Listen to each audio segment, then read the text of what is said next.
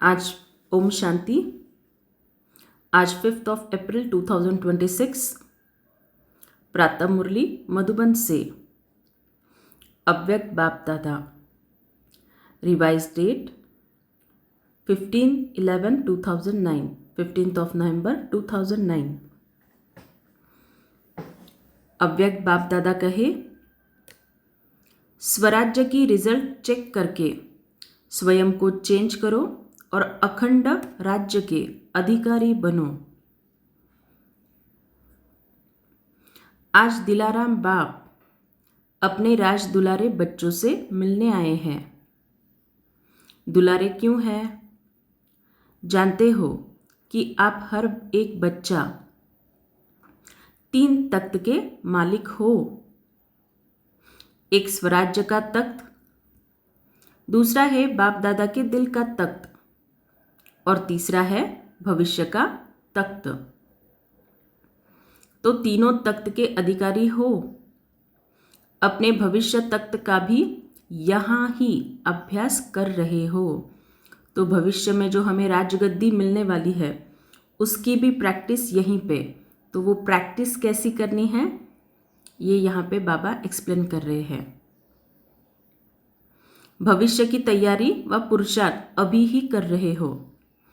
अब का पुरुषार्थ अनेक जन्म का राज्य भाग्य दिलाने वाला है। इस समय ही अपने राज्य भाग्य के संस्कार धारण कर रहे हो, क्योंकि अब का पुरुषार्थ भविष्य के राज्य का अधिकारी बनाता है।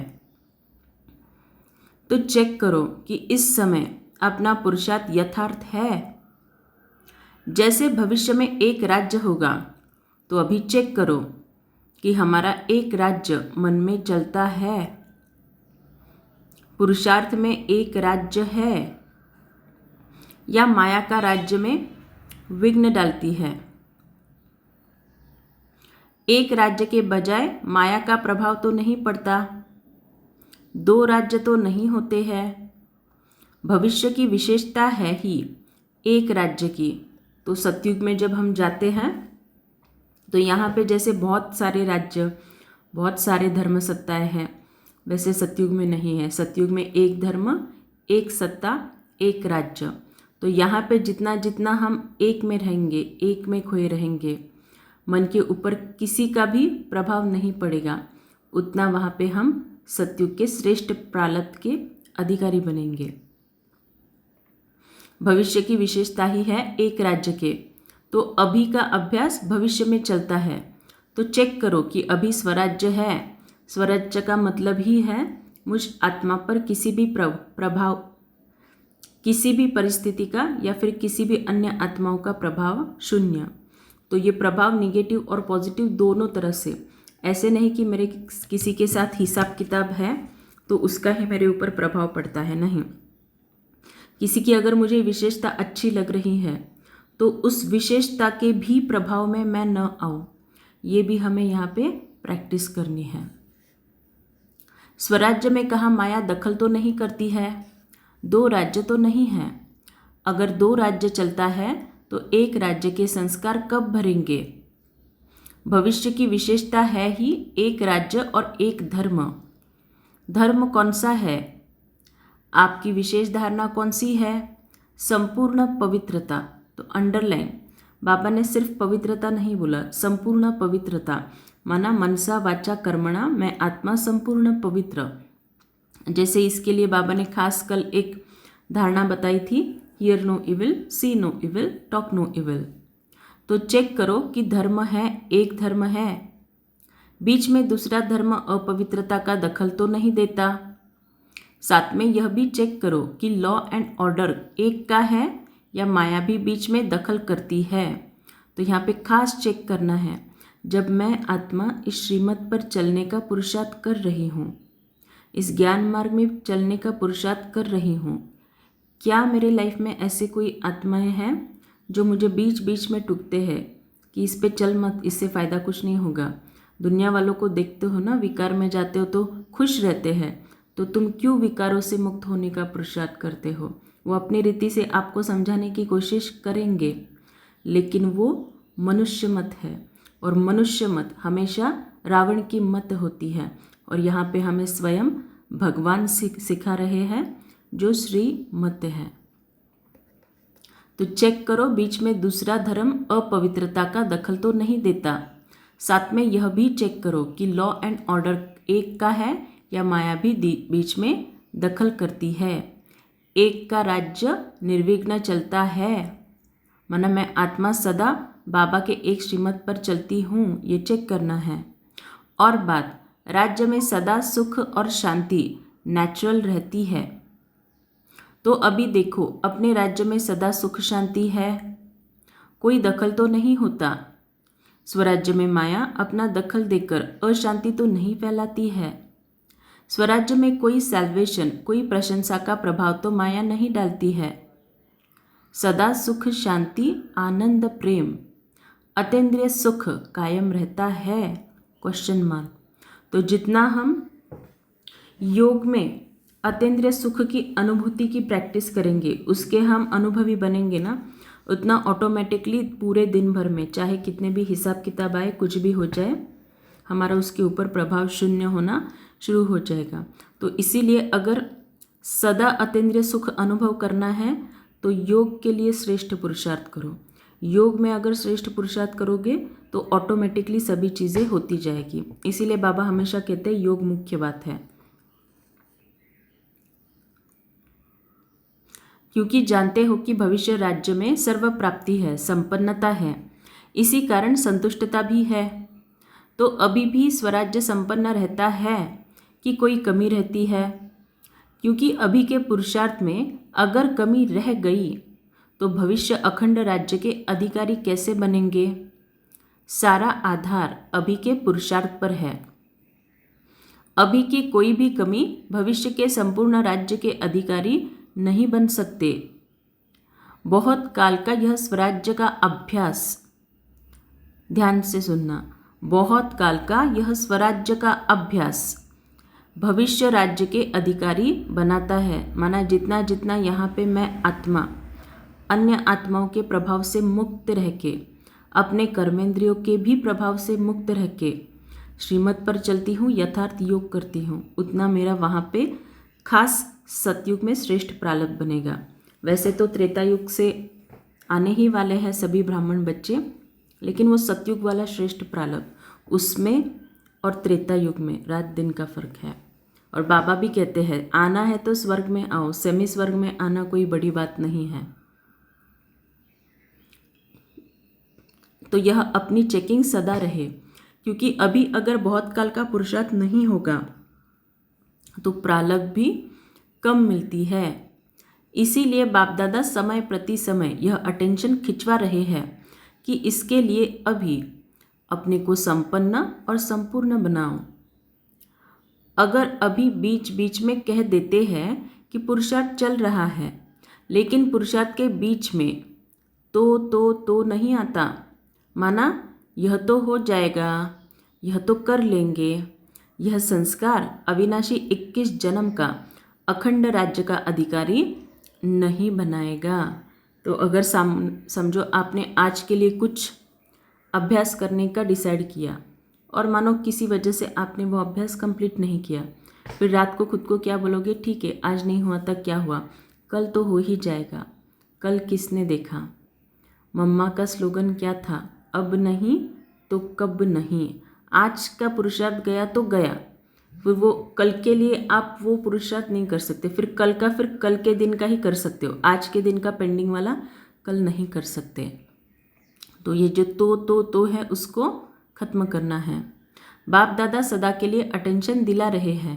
चेक करो कि अगर कोई भी विघ्न आता है, तूफान आता है, तो तूफान तोहफा बन जाता है। तो जो लाइफ में प्रॉब्लम्स आते हैं, क्या आप उस प्रॉब्लम्स को एक अपॉर्चुनिटी की तरह देखते हो? अपॉर्चुनिटी की तरह देखना माना ये नहीं कि बाबा अभी विघ्न आए तो अभी मैं क्या करूँ, फिर टेंशन में आ जाऊँगी तो फिर मैं त्रेता युग में आ जाऊँगी।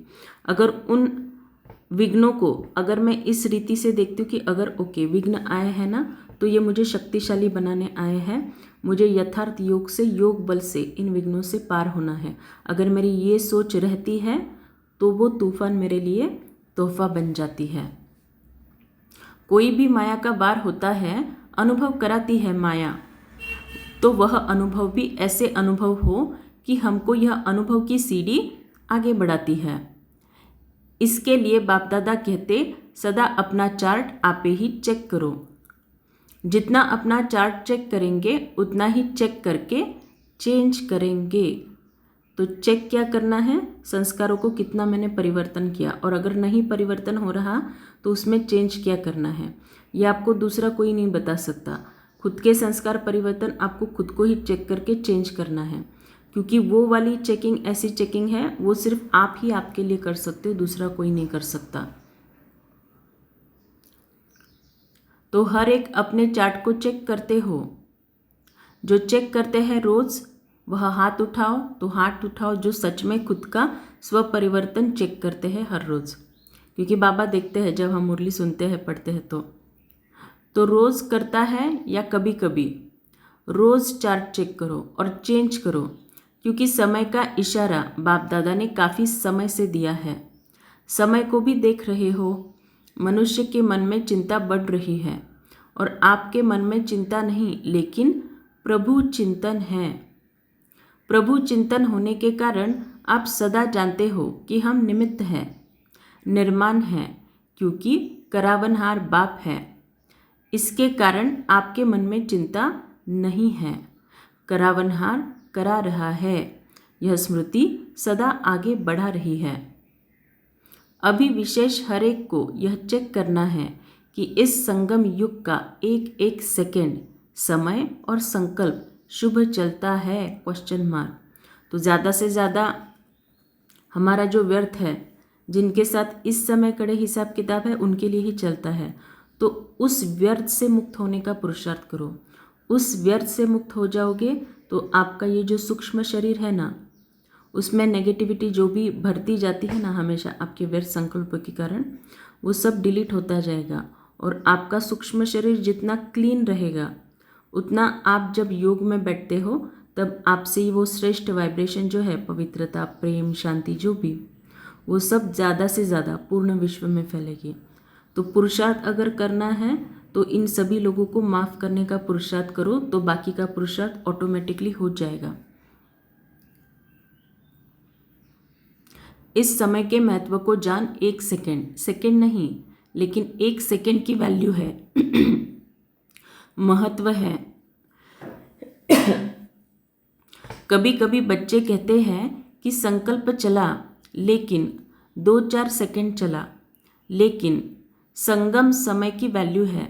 अभी 1 सेकंड 1 घंटे के बराबर है, इतना इस समय की वैल्यू है। इसीलिए हम क्या करते हैं, भले ही 1 मिनट का अशरीरी स्थिति का ड्रिल, लेकिन उससे जो शांति के वाइब्रेशन फैलते हैं उसका असर लंबा समय तक चलता है। भले ही ट्रैफिक कंट्रोल में 1 मिनट का कंबाइंड स्वरूप करते हैं, लेकिन उसके वाइब्रेशन हमारे सूक्ष्म शरीर में काफ़ी देर तक फैलते रहते हैं। इसीलिए बार बार बीच बीच में बाबा के नज़दीक जाके कंबाइंड स्वरूप,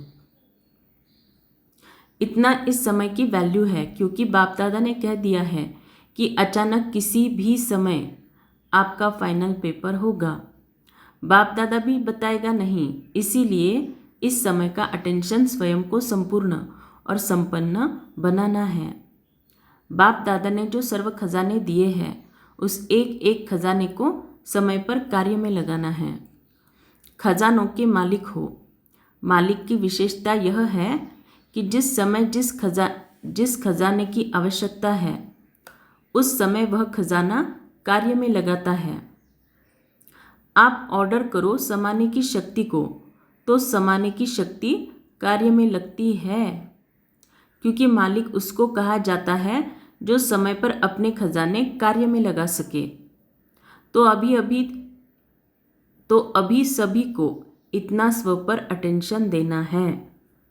तो ये जो समय पर कार्य में शक्तियों को कार्य में लगाना है, ये तभी संभव हो पाता है जब आप लंबा काल अशरीरी स्थिति का अभ्यास करते हो। क्योंकि इन शक्तियों को कार्य में कौन लगाता है? मैं आत्मा लगाती हूँ, ना कि देह। तो मैं आत्मा जितना जितना इस देह से डिटैच रहने का योग करती हूँ, उतना ही मैं आत्मा इस आत्मा के लिए जो भी श्रीमद् बाबा ने बताया है उस पर नेचुरली चलती हूँ। ये आप लिख लेना। आप जितना भी अशरीरी स्थिति का सीरियसली अभ्यास करेंगे ना, उतना आपको इस ज्ञान पर चलने की आवश्यकता नहीं होगी। आप खुद नेचुरली चलेंगे। जैसे अभी विकारों के वश होकर लोग नेचुरली पाप कर्म करते हैं ना, वैसे आप अगर अशरीरी का यथार्थ अभ्यास करते हो तो इस ज्ञान पर आप नेचुरली चलोगे, जैसे कि वो आपका नेचर ही है। माना ज्ञान माना मेरा नेचर है, इतना आप उसको नेचुरली फॉलो करेंगे।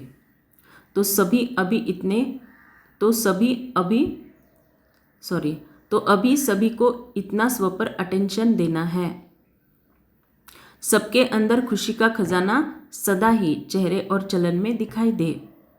खुशी अविनाशी बाप की देन है, तो अविनाशी बाप की देन को अविनाशी रखो। खुशी के लिए कहा जाता है, खुशी जैसी कोई खुराक नहीं, खुशी जैसा कोई खजाना नहीं। जो जिसके अंदर सदा खुशी है, उसके नैनों से, चेहरे से, चलन से ऑटोमेटिक दिखाई देती है। तो जीवन में कितनी भी परिस्थितियाँ आए, कितने भी बुरे लोग आए, लेकिन मुझ आत्मा की अंदर की खुशी नहीं जानी चाहिए। खुशी माना क्या? आत्मा अपने सुखद शांत स्वरूप में स्थित। सामने वाला मेरे साथ कुछ भी करे, मुझे कुछ भी फर्क नहीं पड़ता। परिस्थितियाँ कुछ भी आए, कैसे भी हो, उसका मुझ आत्मा पर असर ना हो, ये है सच्ची खुशी। तो अगर कोई आत्मा सच में खुश है, सदा खुशी है, तो उनके नैनों से, चेहरे से और चलन से ऑटोमेटिक दिखाई देती है। बाप दादा का वरदान है कि सदा खुश रहो और सदा खुशी बांटो, क्योंकि खुशी बांटने से खुशी बढ़ेगी। और कोई भी खजाना बांटने से कम होता है, लेकिन खुशी का खजाना जितना बांटेंगे उतना बढ़ेगा। तो चेक करो, खुशी का खजाना सदा कायम है। अभी सभी बच्चों को, चाहे देश चाहे विदेश, सभी बच्चों को बाप दादा एक बात की विशेष मुबारक दे रहे हैं। कौन सी बात? जो सभी ने, चाहे देश में चाहे विदेश में, अपने उमंग उत्साह से आत्माओं को बाप का संदेश दे दिया है। सभी ने अपनी खुशी से जो कार्य किया, उस कार्य में प्रोग्राम एक किया, हर जगह एक प्रोग्राम किया, लेकिन उसका फल 1000 गुना प्राप्त किया। बाप दादा को यही संकल्प है कि अब समय प्रमाण जो सर्कमस्टेंसेस है, ध्यान से सुनना, समय प्रमाण जो सर्कमस्टेंसेस है, माना जो अभी परिस्थितियां है, वह आगे आगे नाजुक होते जाएंगे। माना सारे विश्व की परिस्थितियां भी नाजुक होती जाएगी और सारे विश्व की होगी, तो हम उसमें एक्सेप्शन नहीं हैं। हमारे लाइफ की परिस्थितियां भी नाजुक होते जाएंगे। इसीलिए चाहे गांव है, चाहे कोई भी कोना है, ऐसा उलझना नहीं रह जाए कि हमारा बाप आया और हमको आपने संदेश नहीं दिया। इसीलिए सभी ने जो उमंग उत्साह से कार्य किया, बाप दादा खुश हैं। और ऐसे ही आपस में मिलकर ऐसे प्रोग्राम बनाते रहना। तो वैसे तो स्थूल स्वरूप में कोने कोने में जाकर संदेश देना ये थोड़ा सा मुश्किल काम है, लेकिन इसके लिए भी बाबा ने विधि बताई कि मैं आत्मा अगर इस ज्ञान को धारण कर स्व परिवर्तन करती हूँ, तो उस स्व परिवर्तन के वाइब्रेशन से दूर बैठे किसी भी आत्मा को बाबा इस धरा पर आ चुका है, उसका संदेश हम दे सकते हैं। केवल हमें स्व परिवर्तन पे कार्य करना है और कुछ नहीं है। इस ज्ञान मार्ग का मुख्य लक्ष्य ही ये है, लक्ष्मी नारायण बनना। तो लक्ष्मी नारायण बनना माना दूसरा तीसरा कुछ नहीं, आत्मा का संस्कार परिवर्तन, स्व परिवर्तन। जितना मैं आत्मा स्व परिवर्तन में लगी रहूँगी, उतना उस श्रेष्ठ वाइब्रेशन से ऑटोमेटिकली सेवा होती रहेगी। सेवा के लिए आपको फिर किसी जगह पे जाने की ज़रूरत भी नहीं होगी, इतना वो पावरफुल है। लेकिन उतना स्व परिवर्तन पे अटेंशन रखना भी ज़रूरी है। बाप दादा ने देखा कि उमंग, उत्साह और हिम्मत सभी ने अपनी अपनी विधि से कार्य में लगाया है, लेकिन अभी तो सबने बहुत अच्छा किया। आगे भी समय प्रमाण यह लक्ष्य रखो कि कोई भी कोना बिना संदेश के रह नहीं जाए। इसमें अपना भी पुरुषार्थ अच्छा चलता और आत्माओं का भी कल्याण होता है। सभी को यह प्रोग्राम अच्छे लगे ना? अच्छा लगा तो बाप दादा सभी को यही बार बार कहते हैं, आत्माओं के प्रति रहमदिल बनो। आजकल दुख अशांति के कारण सभी दिल से कहते हैं रहम करो, दया करो। तो रहम और दया स्पेशली किस पे करना है? जो हमारे साथ बुरा व्यवहार करते हैं उन पे अगर हमें रहम करना आ गया ना, तो हम जो भी मनसा सेवा के लिए निमित्त बनेंगे उसके वाइब्रेशन सारे विश्व में फैलेंगे। और अगर उन लोगों के प्रति जो आपके साथ बुरा करते हैं उनके लिए अगर आप व्यर्थ चिंतन करते रहेंगे ना, तो मनसा सेवा का प्रभाव नहीं निकलेगा। और ये बाबा ने अव्यक्त मुरलियों में क्लियरली बताया है। मनसा सेवा के रिलेटेड जो भी मुरलियाँ है उसको पढ़ो तो आपको समझ में आएगा। तो बाप के साथ ही आप बच्चे हो, तो बाप बच्चों द्वारा अभी हर एक बच्चे का रहम दिल का पाठ देखना चाहते हैं। तो रहम दिल खास उन आत्माओं के साथ जो हमारे साथ बुरा करते हैं। और वो एक नशा रहता है कि भाई तुम कितना भी मेरे साथ बुरा करो, मुझे भगवान ने आदेश दिया है कि तुम्हारे पे रहम ही करना है। और जब हम उस श्रीमत को एक्चुअल में धारण करते हैं ना, सच में अंदर से बहुत खुशी होती है कि जो चीज़ मैं आत्मा इस ज्ञान मार्ग में आने से पहले नहीं कर पाई ना, भगवान की श्रीमत पर भगवान की शक्ति से मैं सहज कर रही हूँ। उससे बड़ी कोई खुशी नहीं है इस ज्ञान मार्ग में कि जो बुरा करता है उसके लिए रहम क्रिएट करना। तो वो अगर आप कर सकते हो ना, तो जैसे कि समझो कि बाबा के दिल को ही आपने जीत लिया। आपका उमंग है कि दुखमय संसार बदलकर सुखमय संसार आना ही है। तो सुखमय संसार आने के लिए यह दुख अशांति का विनाश होने के लिए हालतें बदल रही है। तो आज का यही बाप का संदेश याद रखो कि अब चाहे मनसा, चाहे वाचा, चाहे चेहरे और चलन की सेवा की गति बढ़ाते चलो। तो चेहरे चलन से सेवा कब होगी? जब मैं आत्मा इस ज्ञान को प्रैक्टिकल रूप में धारण करूंगी और पावरफुल योग का पुरुषार्थ करूंगी। अपना राज्य समीप लाते चलो। अच्छा, इस बार जो पहली बारी आए हैं बाप दादा से मिलने, वह हाथ उठाओ। अच्छा, बहुत है, सभी उठो, मुबारक हो। फिर भी समाप्ति से पहले पहुंच गए हो, नया जन्म ले लिया है, इसकी सभी के तरफ से अभी आने वाले बच्चों को, बाप दादा चारों ओर के बच्चों को मुबारक हो, मुबारक हो। ब्राह्मण परिवार को देख खुशी होती है ना, लेकिन जो अभी आए हो उनको बाप दादा यही कहते, अभी समय बहुत बीत गया, बहुत थोड़ा रहा, इसीलिए पुरुषार्थ तीव्र करना है। तीव्र पुरुषार्थी आगे बढ़ेंगे, चलना नहीं उड़ना। उड़ती कला का पुरुषार्थ करेंगे तो बाप का वर्षा देर से आते हुए भी पूरा अपना हक ले सकते हो। तो ये अंडरलाइन करना, 10 बारी लिखना, 20 बारी लिखना, इसके ऊपर चिंतन करना। उड़ने का पुरुषार्थ माना क्या होता है? उड़ने का पुरुषार्थ दूसरा तीसरा कुछ नहीं है, बार बार वतन में आना और जाना, आना और जाना, माना बार बार मैं आत्मा 1 मिनट अशरीरी, 1 मिनट फिर परम धाम में कंबाइंड स्वरूप। ये ड्रिल को आप जितना बढ़ाते जाओगे उतना कलयुगी वाइब्रेशन का असर आपके ऊपर शून्य। ये लिख लेना आप, ये मैं अनुभव से कह रही हूँ। तो ये वाला पुरुषार्थ आप जितना करेंगे ना, उतना लास्ट आते हुए भी बहुत फास्ट जा सकते हो। हर सेकेंड खुश रहना और सभी को पैगाम देना, संदेश देना। सॉरी, आज जो बाप दादा ने कहा है कि स्वराज्य अधिकारी बन स्वराज्य की रिजल्ट चेक करो, वह चेक करने से कोई भी कमी को बहुत समय से चेंज करना है, क्योंकि बहुत समय अखंड राज्य चले इसकी आवश्यकता है। बहुत समय का पुरुषार्थ बहुत समय की प्रारब्ध के स्वतः ही अधिकारी बनते हैं। इसीलिए अंडरलाइन बहुत समय का पुरुषार्थ हो। चेकिंग करो और चेंज करो। चारों ओर के बाप दादा के दिल तख्त नशीन हर एक बच्चे को बाप दादा रोज अमृत वेले विशेष शक्ति बांटते हैं। तो जो हर रोज अमृत वेला एक्यूरेट उठते हैं, एक्यूरेट योग में बैठते हैं, बाबा उन सभी आत्माओं को विशेष शक्तियाँ बांटते हैं। और ये भगवान कह रहा है, अमृत वेले विशेष वरदान शक्ति बांटते हैं। इसीलिए आप चेक करना, जो अमृत वेला करता है ना उसकी स्थिति और जो अमृत वेला नहीं करता उसकी स्थिति दिन रात का फ़र्क होता है। ये नहीं कि सिर्फ अमृत वेला उठ के बैठे और बैठे बैठे नींद कर रहे हैं, फिर वो नींद कर रहा है तो उसको शक्ति भी नहीं मिलेगी।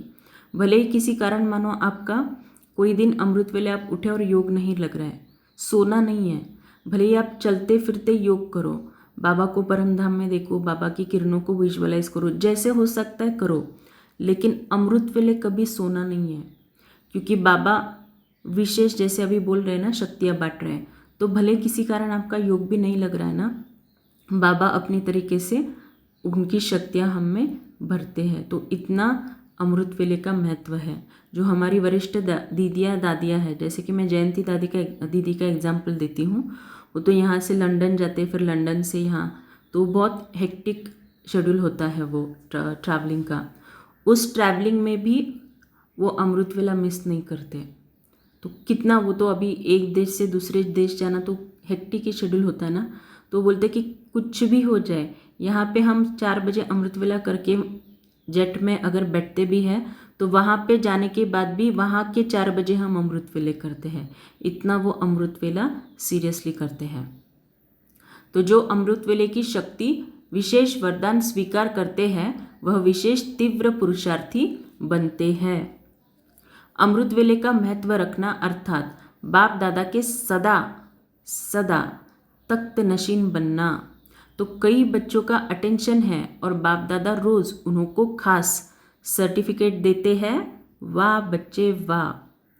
चारों ओर के तीव्र पुरुषार्थी हर समय बाप दादा को अपना साथी बनाकर, आगे का सुनना, बाप दादा को अपना साथी बनाकर कंबाइन रहने के अभ्यासी बच्चों को बाप दादा विशेष वरदान दे रहे हैं। तो जो कंबाइंड स्वरूप की ड्रिल करते हैं उनके लिए बाबा क्या वरदान दे रहे हैं?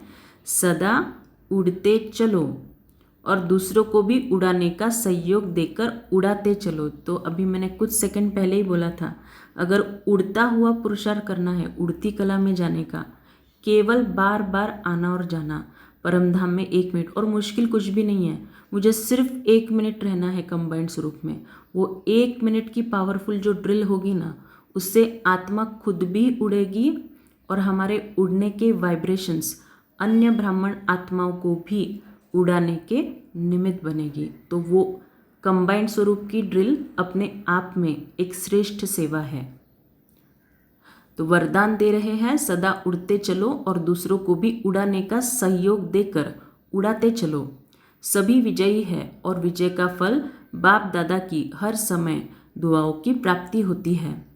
तो अमर बन सबको अमृत पिलाते रहो। चारों ओर के बच्चे बाप दादा के सामने हैं। हर बच्चे से बाप दादा को दिल का प्यार है, क्योंकि हर बच्चे में कोई ना कोई विशेषता है। अभी सर्व विशेषताओं से अपने को विशेष आत्मा बनाए आगे बढ़ते चलो। बाप दादा का हर एक बच्चे को पर्सनल पदम गुणा याद प्यार स्वीकार हो। अच्छा, अभी तो मिलते रहेंगे, नमस्ते। तो दादियों से मुलाकात। आजकल अशांति बढ़ती रहती है तो सारा दिन परेशान रहते हैं, और शांति का वाइब्रेशन शांति दिलाते हैं तो खुश हो जाते हैं। जैसे कोई थका हुआ हो, उसका आधा घंटा भी आराम का मिलता है तो खुश हो जाता है। अच्छा किया, सभी जगह छोटे मोटे चाहे बड़े सबने अच्छा किया। कोई जहाँ है वहाँ खर्चे की कोई बात नहीं। इतनी आत्माओं को संदेश तो मिल गया, आपको उलाना तो पूरा हुआ। अच्छा है, ऐसे बीच बीच में प्रोग्राम्स बनाते रहो। हर एक शहर में अपने अनुसार जैसा भी करे वह ठीक है। तो डबल विदेशियों के लिए जो कहा आप रीड कर लेना, डबल विदेशी और यूपी वालों के लिए। अभी बाबा का वरदान लेंगे। ओके, अभी दिन प्रतिदिन बाप ने देखा कि सेवा स्थान और जो भी उपसेवा केंद्र व गीता पाठशालाएं हैं वह पहले से अभिवृद्धि अच्छी है। इसीलिए बाप दादा खास मुबारक दे रहे हैं कि बढ़ते चलो और नंबर वृद्धि करने में, संदेश देने में नंबर 1 बनो। तो तो संदेश देने में नंबर 1 बनना माना क्या? स्व परिवर्तन में नंबर 1 बनना। अच्छा है, बाप दादा खुश है और बढ़ाते चलना। टीचर्स को मुबारक है, वृद्धि कर रही हो और इससे भी ज़्यादा में ज़्यादा वृद्धि करते रहना। अच्छा, बाबा का वरदान ध्यान से सुनना। आज वैसे तो हर वरदान हमारे लिए होता है, लेकिन आज का खास हमारे लिए। बाप दादा की नैनों में देखें, संगठन में सहयोग की शक्ति द्वारा विजयी बनने वाले सर्व के शुभचिंतक भव। संगठन में सहयोग की शक्ति द्वारा विजयी बनने वाले सर्व के शुभचिंतक भव। यदि संगठन में हर एक दो के मददगार शुभचिंतक बनकर रहे तो सहयोग की शक्ति का घेराव बहुत कमाल कर सकता है। आपस में 1-2 के शुभचिंतक सहयोगी बनकर रहो तो माया की हिम्मत नहीं जो इस घेराव के अंदर आ सके। लेकिन संगठन में सहयोग की शक्ति तब आएगी जब यह दृढ़ संकल्प करेंगे कि चाहे कितनी भी बातें सहन करना पड़े, लेकिन सामना करके दिखाएंगे, विजयी बनकर दिखाएंगे।